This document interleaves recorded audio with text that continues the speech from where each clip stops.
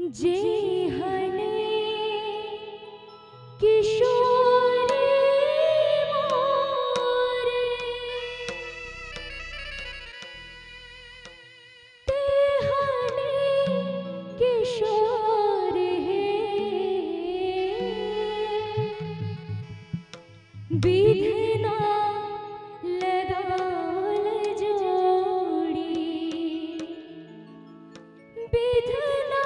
लगावल जोड़ी के हन बिजोड़ है विधना लगावल जोड़ी के हन बिजोड़ है विधना लगावल जोड़ी के हन बिजोड़ है विधना लगावल जोड़ी जे हन किशोरी मोरे जे हन किशोरी मोरे ते हन किशोर है विधना लगावल जोड़ी विधना लगावल जोड़ी के हन बिजोड़ है विधना लगावल जोड़ी के हन बिजोड़ है विधना लगावल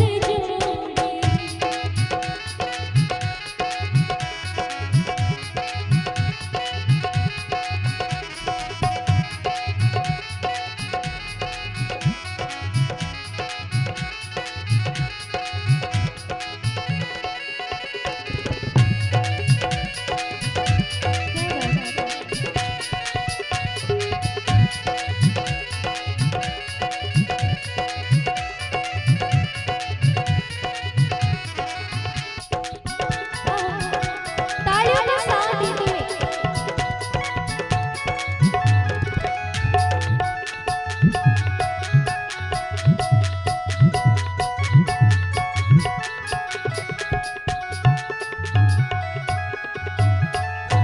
श्यामल बदन घुमड़ घटा भात घोर है श्यामल बदन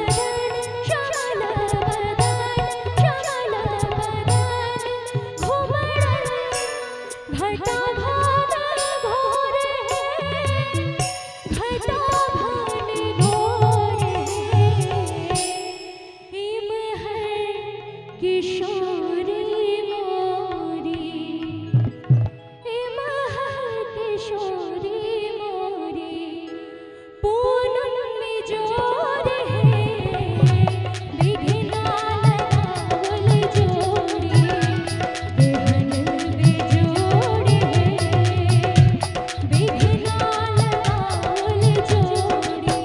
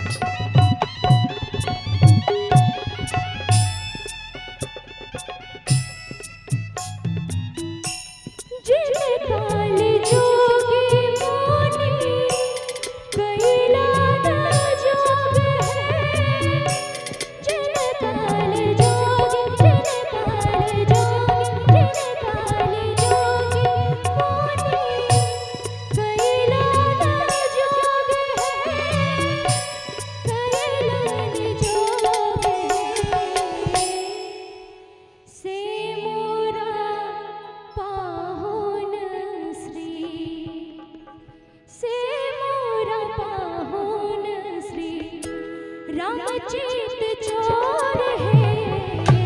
से मोरा बाहुन से रामचीत चोर है बिधना लगावल जोड़ी जेहने किशोरी मोरी जेहने किशोरी मोरी तेहने किशोर है बिधना लगावल जोड़ी बिधना लगावल जोड़ी केहन बेजोड़ है बिधना लगावल जोड़ी केहन बेजोड़ है बिधना लगावल जोड़ी केहन बेजोड़ है बिधना लगावल जोड़ी केहन बेजोड़ है बिधना लगावल जोड़ी। जोरदार ताली से स्वागत किया जाए। हमारे मिथिला और अंग प्रदेश की जो परंपराएं हैं, विवाह में सुंदर सुंदर गीत जिसमें प्रेम, विरह, वेदना कई रसों से